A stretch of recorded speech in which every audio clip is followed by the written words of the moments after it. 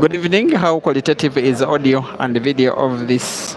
How qualitative is audio and video of this match? Please advise in the comment section before we proceed with video in its current state.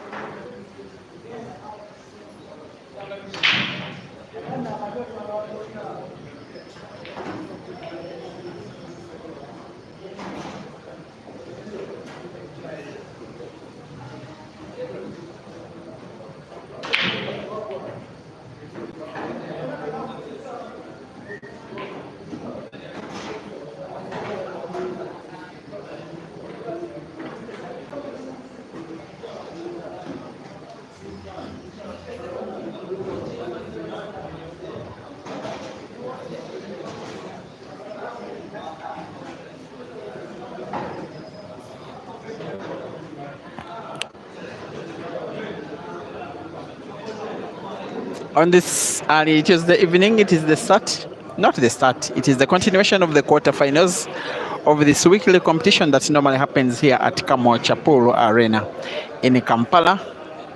The most exciting quarterfinal you can have is Kazibwe taking on Kenneth Odong, two players who only know how to play one way: attack, attack, and attack. One frame has been played in a short race to 5 for a place in the semi-finals to take on most likely Joseph Kasozi, and it is Ian, the guy on table, in the lead. In the meantime, Ian Kazibwe 1, Kenneth Odong 0, race to 5.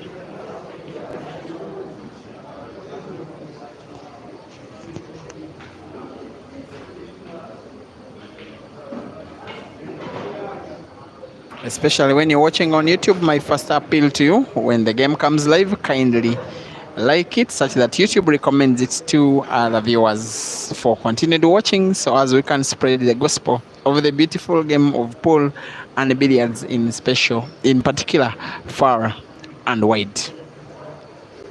It's been so long since this guy Ian Kazibwe ever won a weekly comp. He has had so many misses therein. He has played in finals and lost to them. He has been in the prize bracket many a times, but he has not been winning tournaments. I remember one weekly comp at Laban's Pool Arena at the end of the year last, which is the one he won last. There was only one more this year. I'm forgetting where it was hosted. For Kenneth Odong, he is only 1 month old as a new citizen of the city of Kampala. He has been staying in his hometown of Gulu, over 320 kilometers north of Kampala.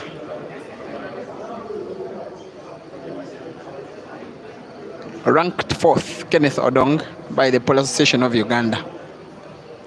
Big lad in size and stature, and achievement in the game at a relatively younger age, the reigning Holy Cup under 23 champion.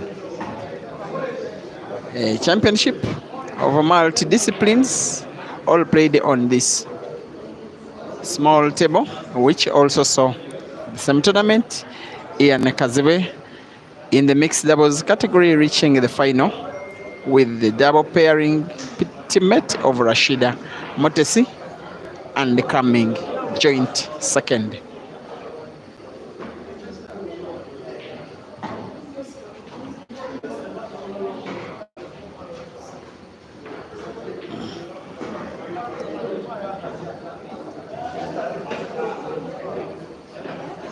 And Mr. C. Vincent, you're asking what happened to Ibrahim Sejemba, your champion. He didn't register today. And the Solen Senyiva, you are still not over the defeat of Computer by Peter. And a very convincing defeat 5-0. Things happen, man. Yeah, next time better. Vika Makumola, you are thanking me for the live stream. Thank you very much too for watching. Karumba Victor, you are asking to whom Ivan Morunji has lost. He is up on one of the tables against a very young guy called Yahaya. He is even younger than Asiku, but also a very talented shooter.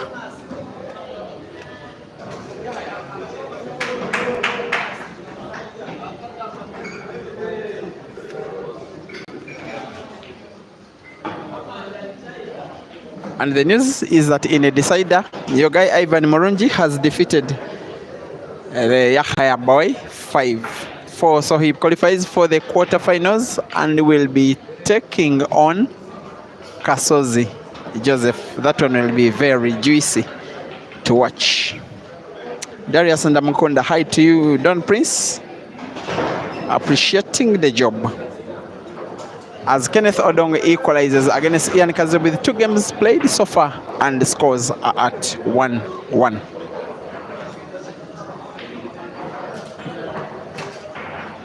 So in about 30 to 40 minutes, we shall be doing the semi-finals on 2 tables. It is why I think that in about 2 hours, maybe 2.5 hours, the tournament shall be done. Lebon Mashadiso, you're watching from South Africa. In welcome, there you wave your South African flag, the Mzansi flag of the Rainbow Nation. Thank you for always watching and always representing from South Africa. Tebogo Sithole seem to be supporting Odong. And yes,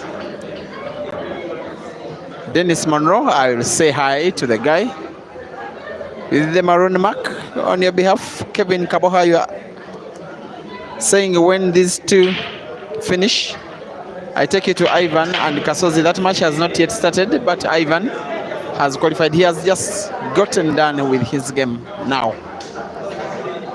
Only that I've been streaming Kasozi for the entire day, all his matches so far. Sometimes I think maybe we do some change, but maybe we shall watch it. Temrat, they see hi to you. Ronald, you're asking what happened to Mansour's Dice Lounge relationship. They are no longer managing him. They fell out. Yeah.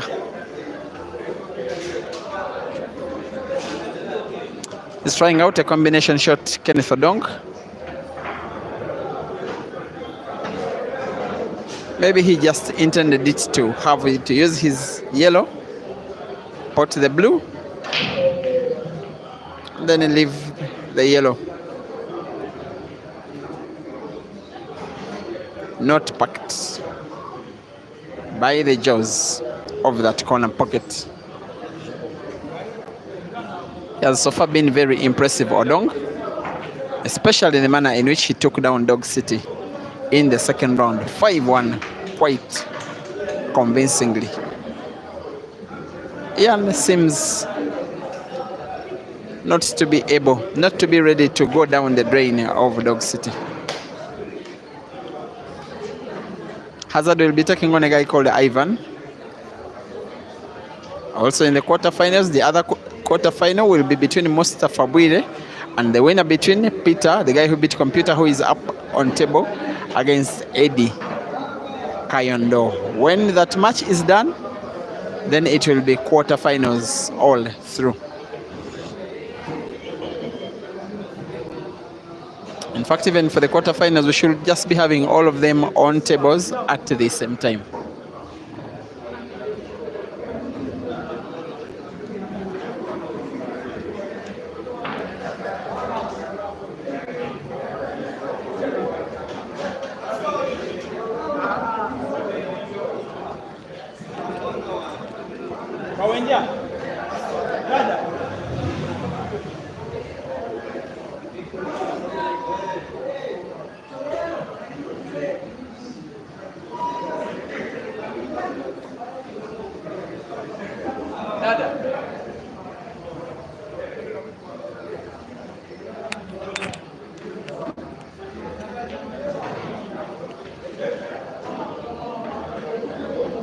Watching from Ethiopia, Tamirat, they see you are loving the Uganda Championship. You say it is a good game to watch. Do you guys play billiards competitively in Ethiopia? Please tell us.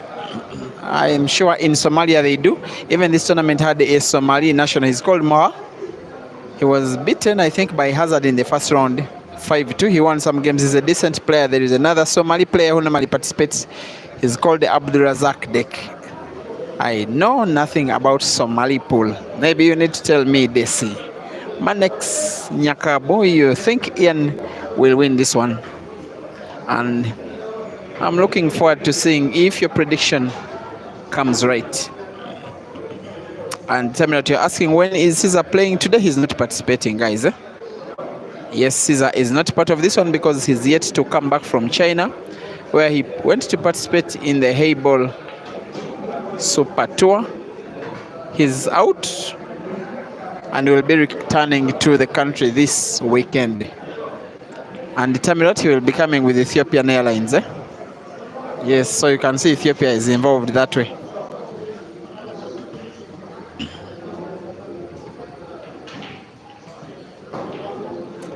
Now it's a beauty of a shot, that one. He will need to follow it up with another beauty. Ian, if he is to have a grip on this game against a player whom he respects so much and a player who respects him back. Both of them are offensive players and both of them know that they are more than capable of taking down each other. Managed Ian.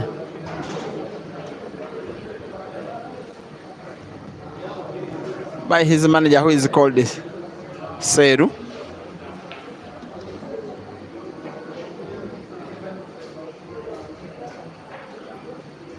And his management team is called Marina. Unforced error here. Unexpected foul. And is giving away this frame so cheaply to Odong.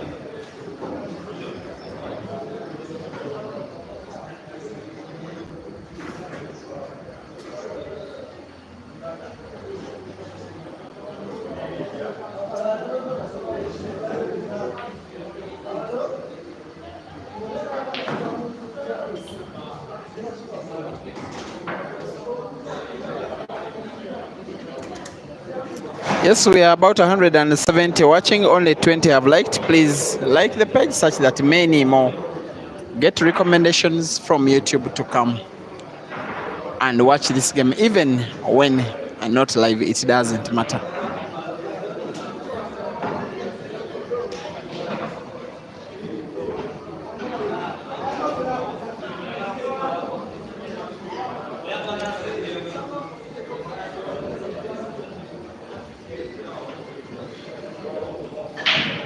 for the first player to 16 games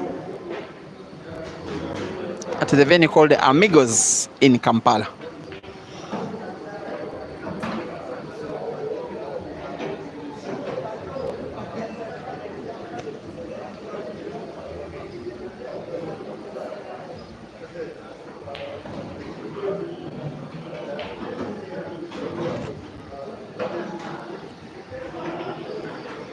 Yes, not bad shooting from Odong. Kenneth, he needs another big shot here.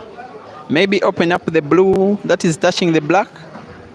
It seems he didn't need to. Maybe there is a path for the ball to put to the corner pocket where he is pointing, where he is looking now, the top left corner pocket. If he can find the target, I think he will be good to go. The target won't come easy. Also, the movement of the white ball to put the black doesn't come naturally. He needs a big shot here. But no doubt that he is one of those players who can produce a big shot when they need a big shot. Here we go. He puts and uses Ian's yellow as support for him. To have him a white ball good enough for him to put black to the corner pocket closest to your screen on the left. But he must be on target. Should he miss, he knows that he's losing the frame.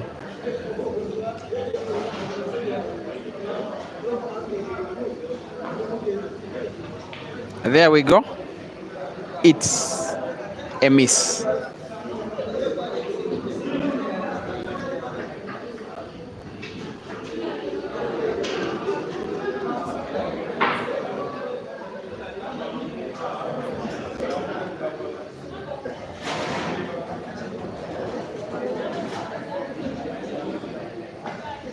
Normally it is Facebook which attracts the bigger audience for our game when it is streamed live, but sometimes I don't want to forget you guys, the YouTube audience. I share the links to Facebook, but it seems YouTube is also picking up well.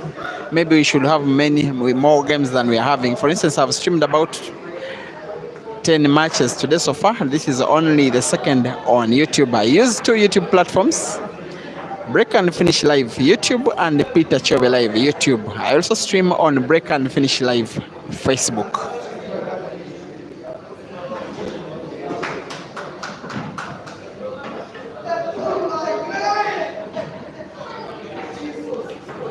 It is almost an unavoidable clearance for Ian. He will surely punish Odong for the miss he did momentarily ago.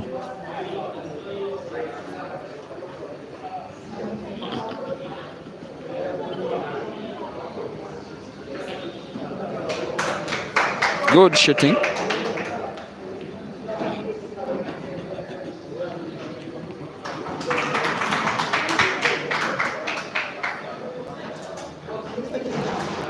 He regains this lead. I will say Odong has lost this game before I say that Ian has won it. 2-1. Ian in the lead. 1 minute timeout for Odong. Just 1 minute and then live commentary proceeds.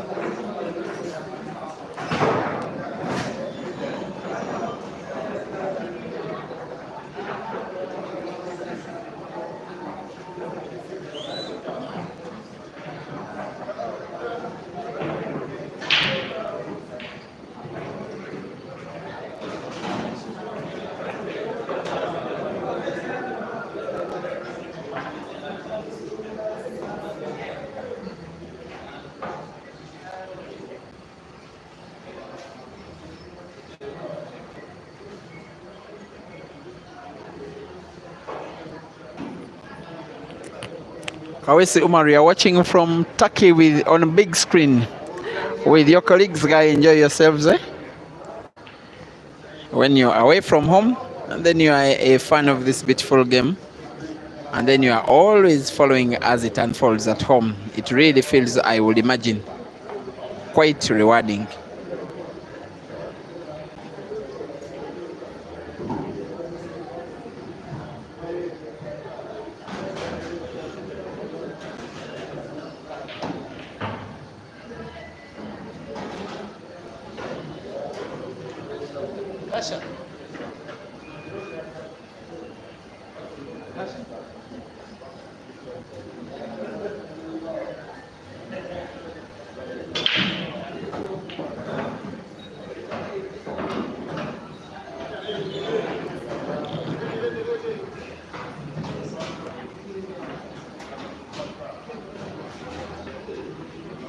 Comic Addict, you're asking which management team I'm part of?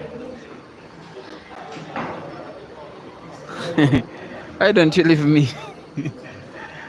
Mark Martin, you want some enlightenment on when a stalemate happens in black ball rules? Okay, Mark, in black ball rules, a stalemate happens when a legal shot is not possible. Remember, it is loss of frame, it is game down when a player commits a deliberate foul or unintentional foul. You're not supposed to intend to foul, but there are some times when it is not possible to play a legal shot. For instance, you have only one ball on table. It is somewhere, and in front of it are 3 or 4 of your opponent's balls, and it is not possible for the white ball to pass. Therefore, it is not possible to play a legal shot. In that case, a stalemate or a draw game is declared. You replay the game with the scores not changed. If the stalemate or a draw game happened accidentally, you re-rack or you organize or you arrange a full game with the player who broke the game breaking again. If it happens by design, if it is designed by one of the players, for instance, you have your black packed in the pocket, then your opponent snookers you and then starts to play his balls in front of the black ball to intend to deny you a passage of the white ball to play the black, and then it happens to be a stalemate, that one will be a designed stalemate. In that case, you lag again, and then the player who wins the lag is the player who breaks the stalemate, but it is 9 balls, not 15. The balls that are racked in that case are 4 yellows and 4 reds and the black, or 4 yellows and 4 blues and the black. Aki Singo, you're asking? No, I'm not part of Olivanda management, but I could join the Advanced Talent Agency. So you say you are seed 1 in Rwanda. Now you are not anywhere near being the best player in Rwanda. Even in training games on the Rwandan tables, they will still beat you as much as you are beaten in Rukunjiri, I am sure. And Lubega Sadat is asking if there is touch on black. Yes, as long as you are playing and the white ball is touching any ball you are playing, you are not supposed to play that very ball which the white ball is touching, even if it is the black ball. You play the white ball away, and by playing away, it is assumed you played the ball away from which you touch, away from whom you played, from which you played the white. So even if it's touching the black and you're playing the black, don't push into the black ball. It will be a foul, and if the black is spotted in the process, you lose the game. Thank you for the appreciation, Bakelo's fancies. Yes, by the way, guys, you are free to ask 1 or 2 things about the rules of black ball.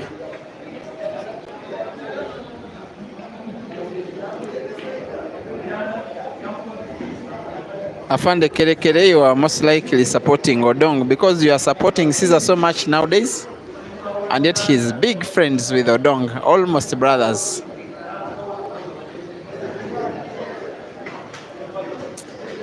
Grace, watching from Liverpool in the United Kingdom, thank you for watching.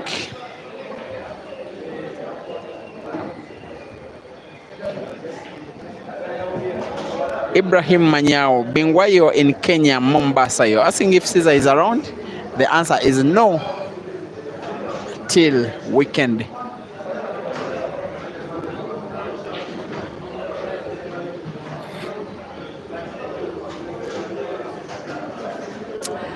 My very good friend Amina Faith Nganda, lady captain of the national team, the female team, former secretary of the ladies office in the police station of Uganda, the best ever to hold that office without a shadow of a doubt. Thank you for always watching. Thuso Budeli from Polokwane, South Africa. Sadat Lubega. Farid Malindwa is asking again if Sejemba Ibra is participating, and the answer is no, he did not register today. Live from Barara in Western Uganda, Martin Izara, you are appreciating this effort. I appreciate your effort for watching too. Ian misses again. It is a slow game, this one, especially when put in perspective of the abilities of both of these players. Odong on his day, he's aggressive, he's fast, he's elaborative, he is good at technique. Ian on his normal day is an offensive minded player, but takes more time between shots than Odong. The fact that both players are taking it slow and cautious is testament of the fact that both of them have mutual respect and fear for each other. These are the little things that players do, and they look little, and yet it is only top players who perfect them. White ball moving very little distances, using your opponent's own balls as support to play the cue ball.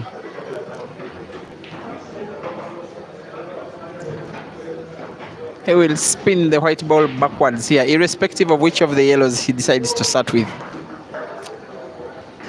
Has to be careful with the black ball. The white ball should not touch it at all, and does that perfectly well. Another backspin, white ball moving upwards, but in right direction. He could also do top spin white ball, following the yellow, moving the entire length of the table to and fro. Does the most simple things. Didn't need to use a lot of energy. The way he aimed, I thought he was going for a shot bigger than that, but he's okay. And sinks the black, and white is safe and equalizes. Kenneth Odong 2, Ian Kazibwe 2, race to 5.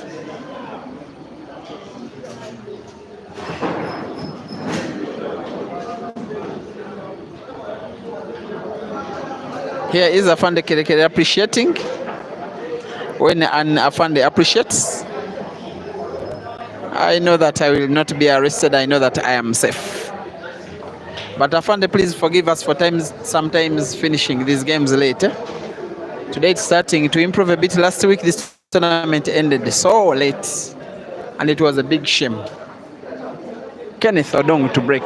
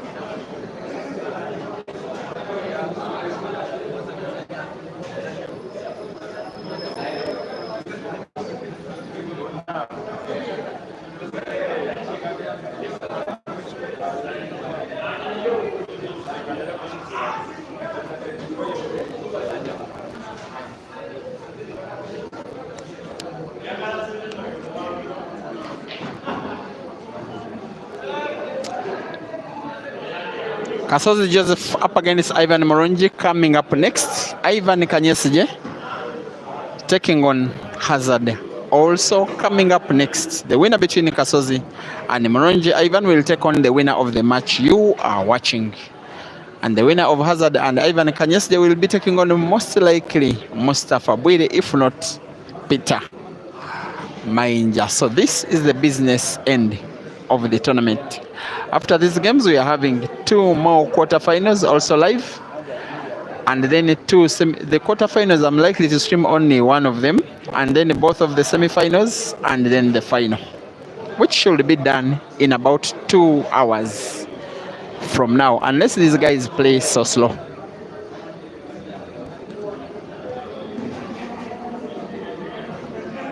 Thank you, Afande Kerekere, for promising not to arrest any pool player or fan who will be moving out at night after playing this tournament. At least now we know that we are safe. Ibrahim Manyao Bingwa, you're asking how many days does this tournament take? It is our weekend only for 1 day. Precious Mixo, you are trusting in Kenneth Odong. The well-supported guy, by the way. Humble lad when you get to meet him. But potting the white ball is not a sign of humility. It is a sign of nervousness. Another frame about to be given away cheaply by Odong. Sometimes he's losing games at the very same time when he's supposed to be winning them. There are some times when you just need to pot your ball easily and just see the black, because it was so risky playing the top spin, big follow movement of the white ball on your object ball, given the position of the white ball, and it is a lesson he will most likely pay for dearly. Ian will snooker him again. There goes the snooker.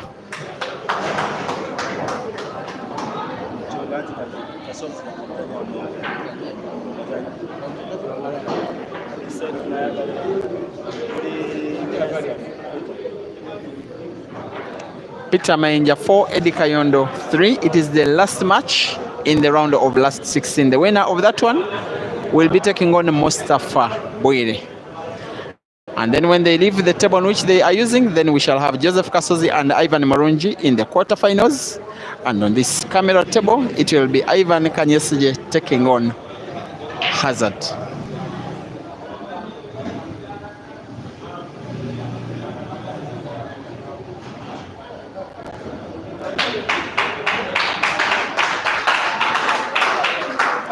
You want to get a better way that a player will find a very difficult angle of 2 cushions, of 2 rails, and then avoiding his opponent's blue.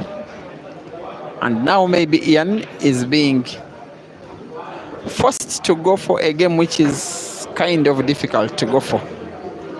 But if there are some players who can go for a game even as bad looking as this blue game, Ian is definitely one of them. Still a new guy on the block as an established player. Only 2 years. A product of the COVID lockdown period when he was discovered by Capital Night Polo Club, who signed him only for 1 year, for which he played in the Uganda Pool League and immediately got the attention of admirers, especially when he set up a new record in the Ugandan Pool League, being the first and only player ever to break and finish 3 games in 1 match. It is something that attracted the attention of the national team technical committee to invite him for selection trials, which he passed, and represented Uganda at the Holy Cup at the Grand Monte Casino Hotel in Johannesburg in South Africa last year. Since then, he has never looked back, but he's not finding it easy.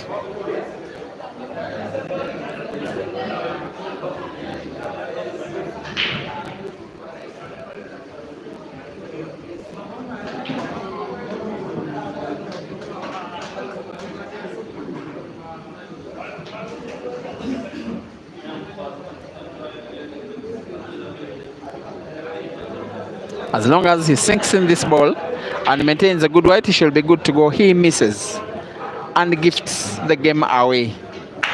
Just as Odong gifted it to him, the favor has been returned by Ian in kind. He does corrections when it is inconsequential for him to show what he could have done. Ian 2, Odong 3, rest 5.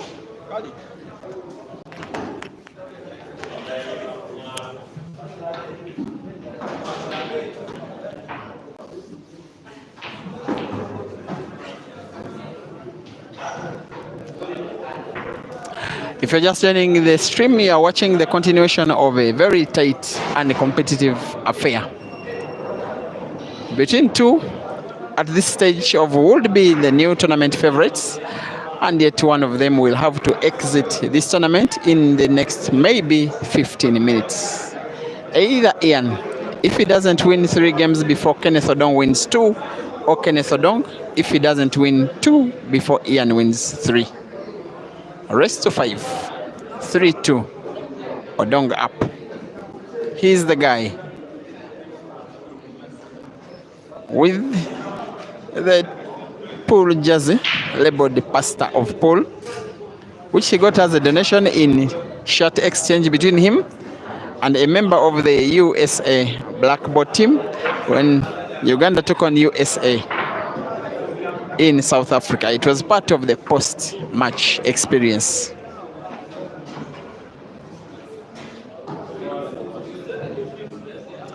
Peter Mainja has defeated Eddie, and he is going to be taking on Bwire Mustafa shortly in the quarterfinals.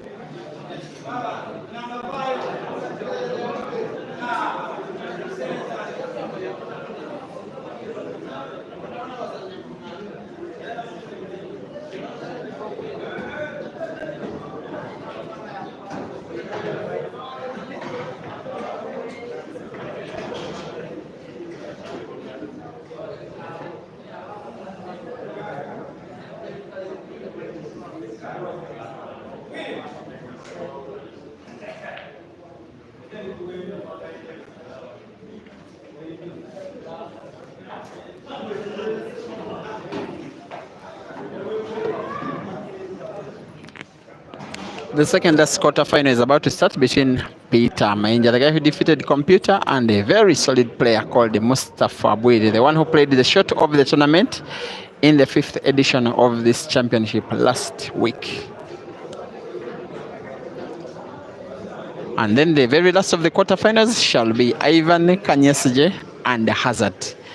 But also Kasozi has started out with Ivan Moronji, currently drawing 0-0.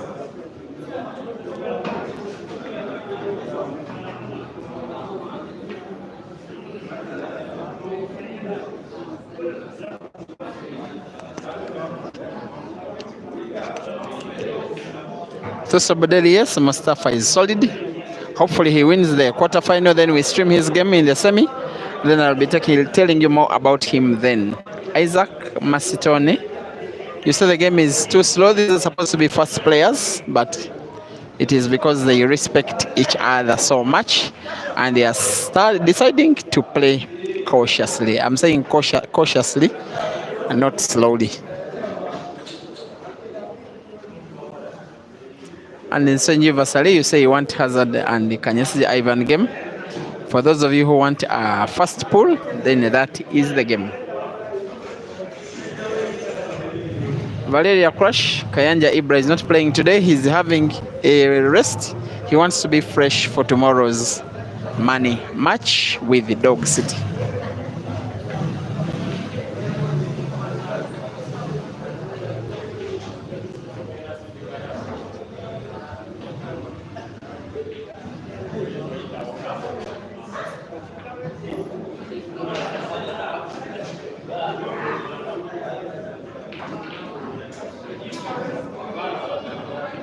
The skill was right, but slightly inaccurate.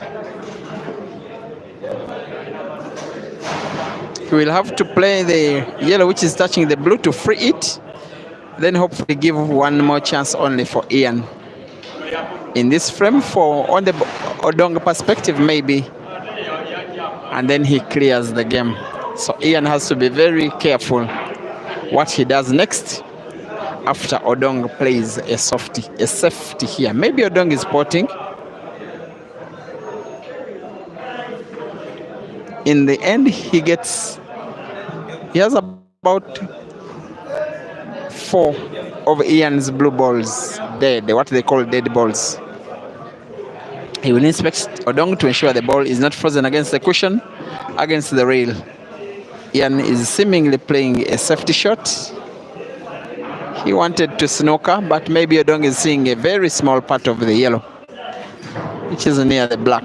I think he can see it only partially.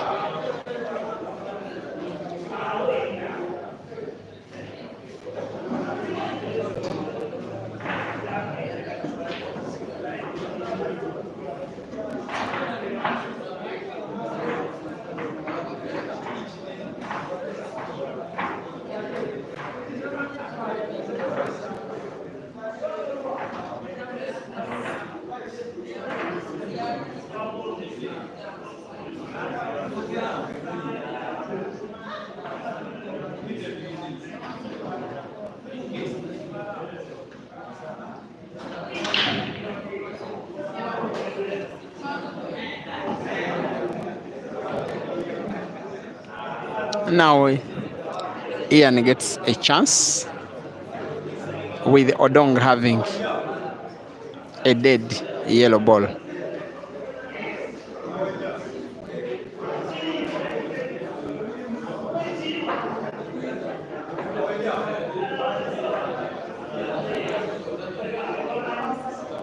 Odong just plays to free his ball. He needs a chance where he can pot a ball and move his white ball comfortably.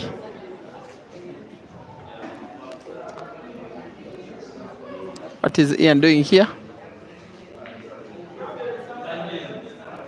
The intention was to cover up Odong's yellow, having his blue balls packed behind.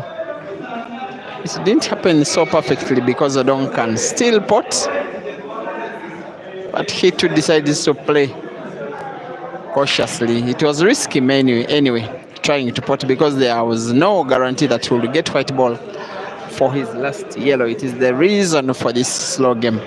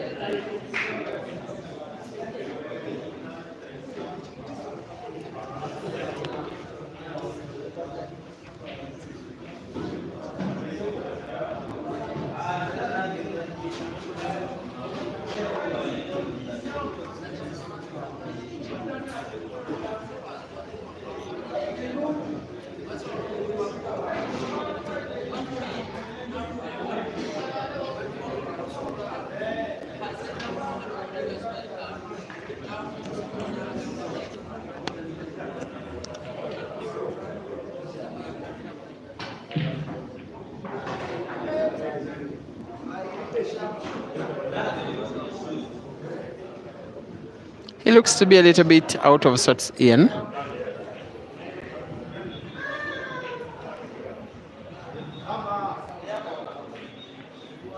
Now what he's trying to do, he's trying to do something that someone in the comment section asked about at the start of the match, that when is a stalemate possible? Ian is trying to design a stalemate. He's trying to cover up the passage of the white ball to Odong's yellow such that Odong cannot possibly pot, as long as there is no space for him to pass the white ball.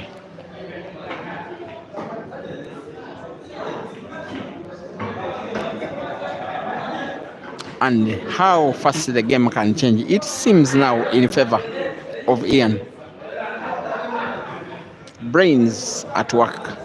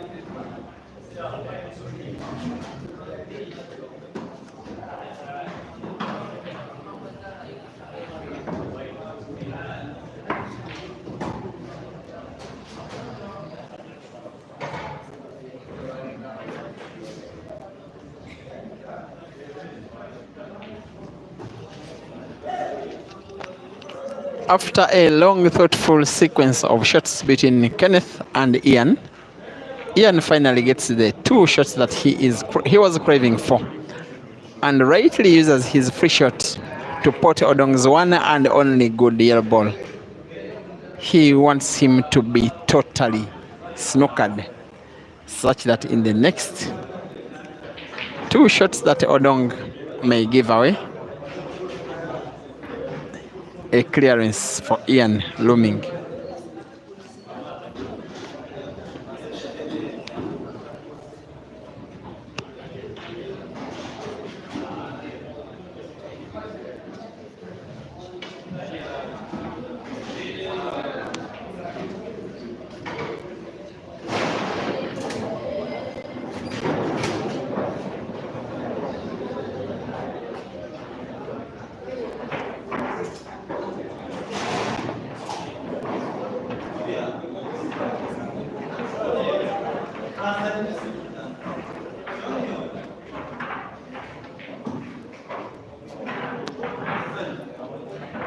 It is now a clear blue game for Ian to go for. After all that hard work of simply trying to get himself back into the game, he is back in the game.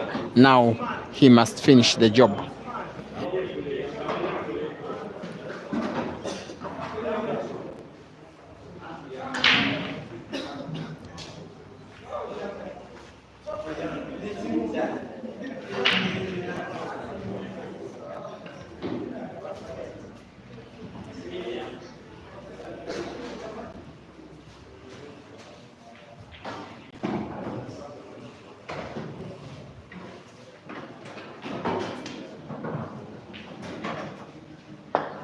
And talking of finishing the job, it is what exactly this young man is trying to do.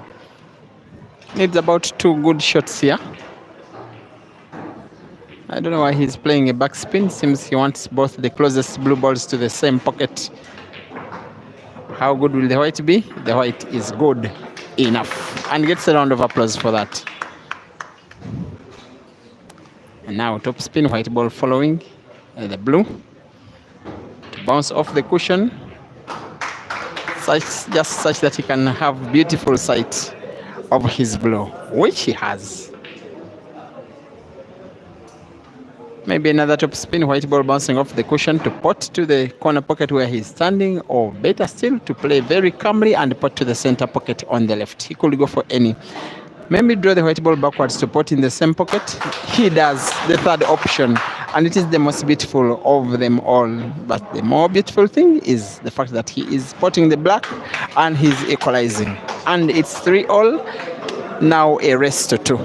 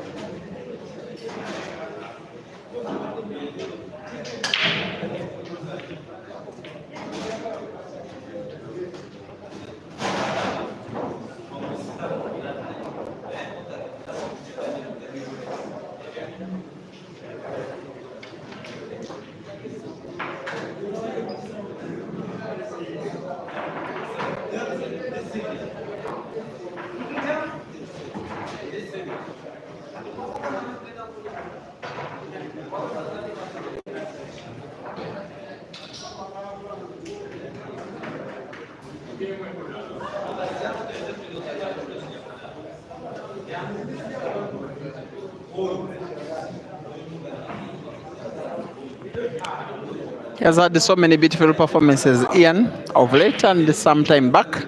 His best performance, at least earlier, very early this month, was being the losing finalist. He came second in a tournament that had players from 4 countries participating, from South Sudan, from Uganda, from Kenya, from Tanzania. The Tawi Open Pool Championship in Kitale in Kenya, losing out narrowly by decider to Tanzania's Saif Hamad.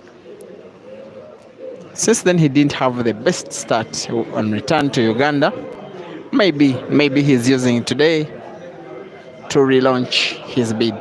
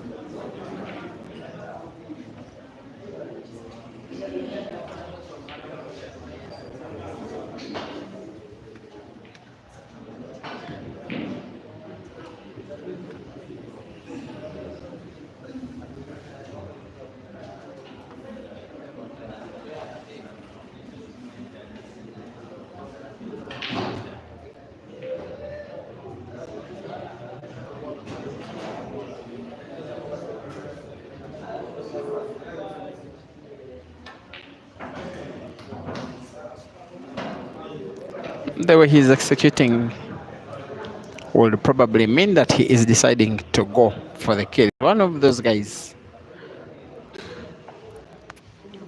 who have the better clearances in the country, Ian.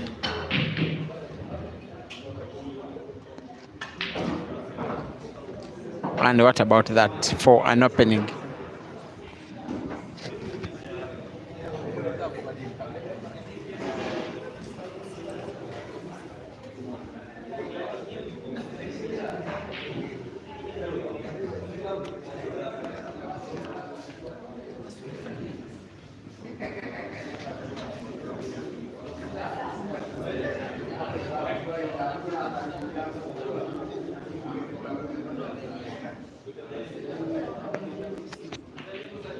And if you're just joining the stream, it is the scores in blue for Odong, the scores in red for Ian. Ian is the guy on table right now. They are playing the first quarter final of 4 that are happening here at KAMWOKYA Pool Arena, where we have these routine Tuesday weekly tournaments. And it is Ian in pole position to go for 3 up, as long as he clears these 3 balls, including 2 yellows and a black ball, all of which are in perfect space.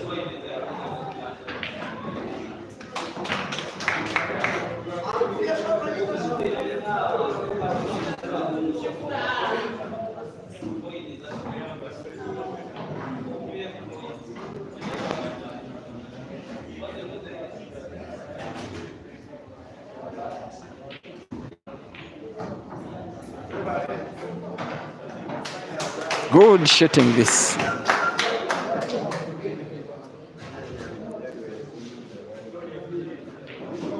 White ball moved around the angles to find the black, put it to the same pocket, and done so perfectly. And white is safe, and Ian regains his leads 4-3 for Odong to proceed to the semifinals. He must win 2 games straight or else go home.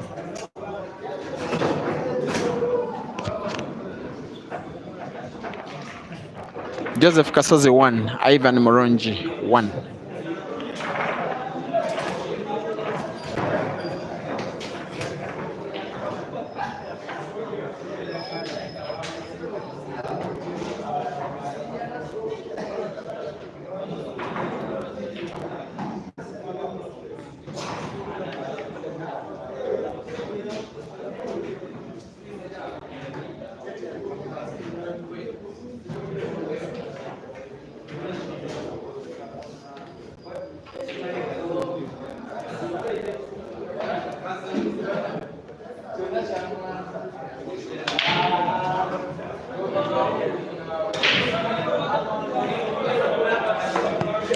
A foul on the break by Ian. An opportunity for Kenneth Odong to equalize, an opportunity for neutrals to have a decider. Ian 4, Odong 3. Odong will surely be using this opportunity to make a clearance to take this to the wire. He has never ever won a weekly comp. He has never won a tournament since his advent into the city. I know that he will win one, but it won't come easy. Few signs that he's about to get there. He was third in 2 consecutive big tournaments. The Creme de la Creme Comp that was hosted at Dice Lounge a month or so ago. Then the Double Life tournament that happened at Amigos in Kansanga about 3 weeks ago.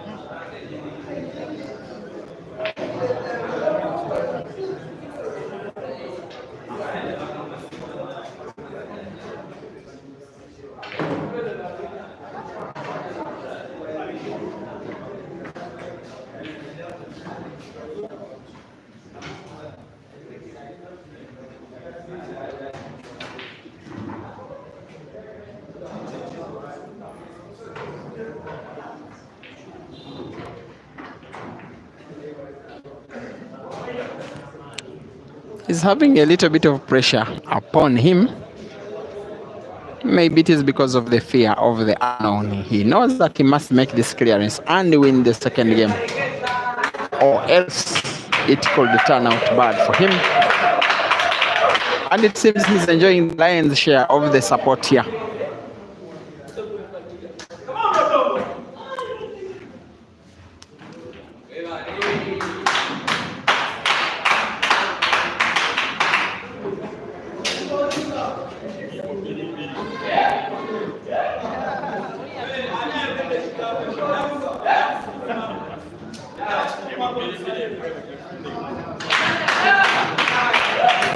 With each shot that Odong puts, he gets some applause from the fans.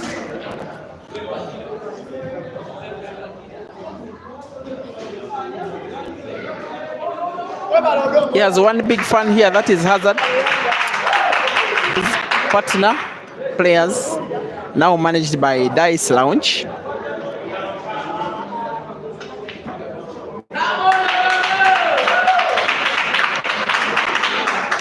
And the end is in sight, at least for him to take this one to the decider.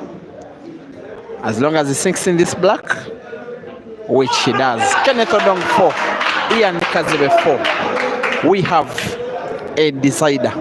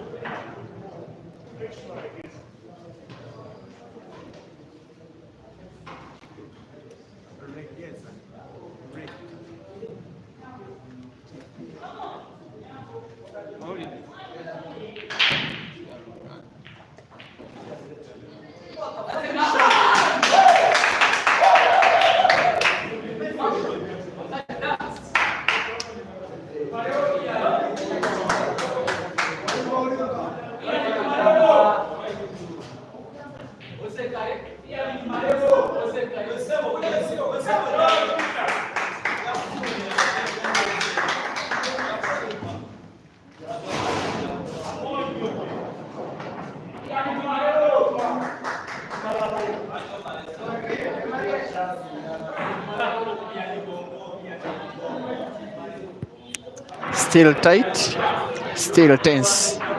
Still unpredictable, still tough, still competitive. Still Ian 4, still Odong 4.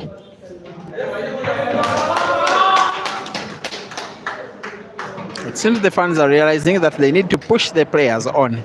Now it's not a silent game. They are uploading each shot which is played respectively by Ian or Odong, each set of fans. About 100 at the venue. And way more than that watching online. As one of the best quarterfinals is ending as tight as it was initially thought to be between Ian and Odong, who are currently drawing 4-4 in a rest of 5. Thank you, Ban Seben. You are watching from Vietnam. Wow, Thabo Motlang, you are waiting for Hazard, and you are watching from South Africa in Benoni. You're waving your South African flag. Maybe you want Hazard because he has been in South Africa twice before. He can speak some little Zulu and some little Nyanja. He's been to all those countries. Mark Martinio, you are asking which record which I say he holds. It is not Odong who I say holds the record for the first player to break and finish 3 games in one league match. It is Ian Kazibwe. For Odong, the big record he has, he is the under-23 champion of the Howley Cup and the first African to do that, because the Howley Cup has had participation by Africans for the very first time. The latest edition of the tournament that was held last year at the Grand Monte Casino Hotel in Joburg. He was then 22. He's now 23. He can no longer go back to defend his title, but yes, he won it. Under 23 Howley Cup champion with 7 countries in participation.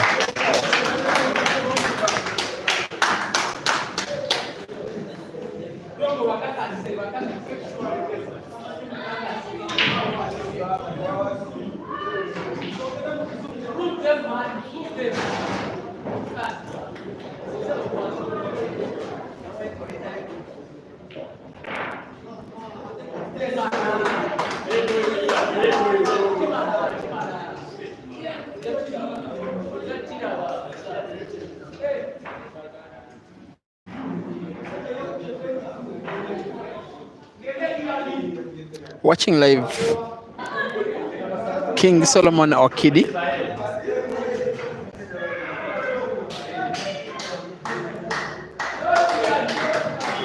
Is this the opportunity for Ian to take down the Odong? To take down Odong. Will he blink? Will he blunder? Will he pounce? As long as he calms himself down, it is pretty possible. Odong is waiting and praying that something happens for Ian to fail.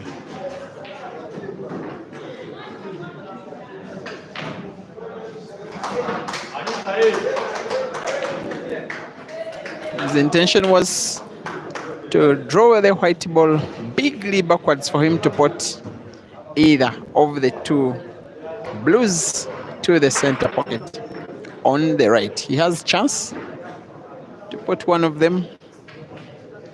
The white ball movement doesn't come naturally. He has to control it with a bit of skill and white balance.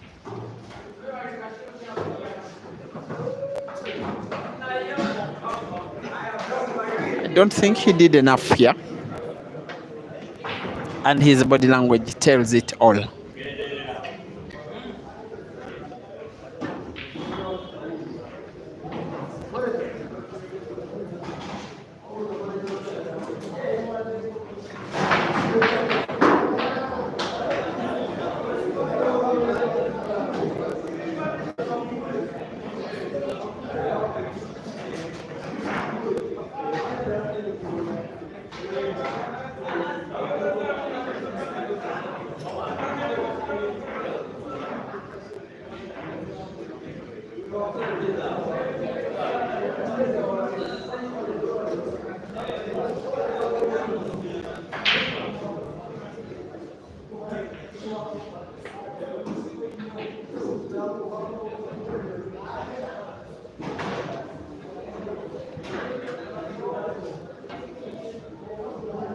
Whatever he's contemplating to do, it won't come easy for him to pot and get his white ball for the next ball. He could maybe go for the mark shot, double, blue ball off the rail, and then going to connect with the second blue ball to the top right corner pocket. Maybe it is the best choice of a shot. If he goes for a straight shot, which will be a very sharp cut, it will be very difficult to control the white ball, let alone get the pot. He goes for the double, the bank to the center pocket, and misses.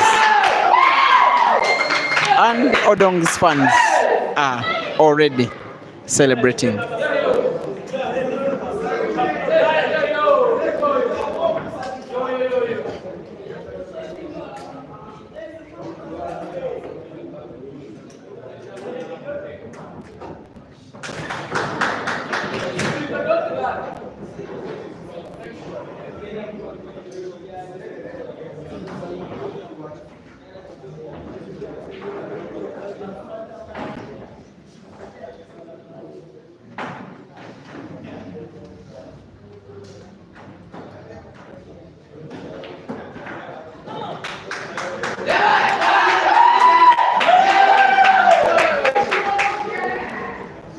With over 300 witnesses to this decider.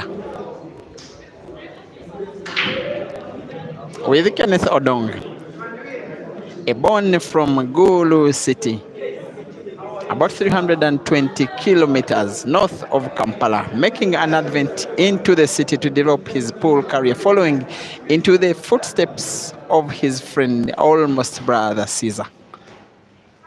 He's about to produce one of the better performances since his city adventure.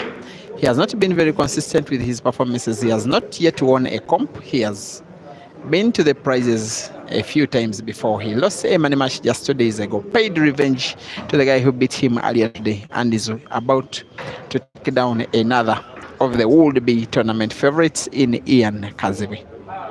He wants to represent the North very well in the absence of the more fancy Caesar, and is so far doing exceptionally well, at least for this talent. He will need a big backspin white ball drawing backwards but in the right direction so that he can pot the black ball to the corner pocket where he's standing right now. There we go. Does exactly that, and does so well. He will be up against the black now for the last time in the match, and Ian Kazibwe concedes and Odong wins and reaches the semi-finals, congratulated by his friend and teammate Hazard, who is coming up next in the live match.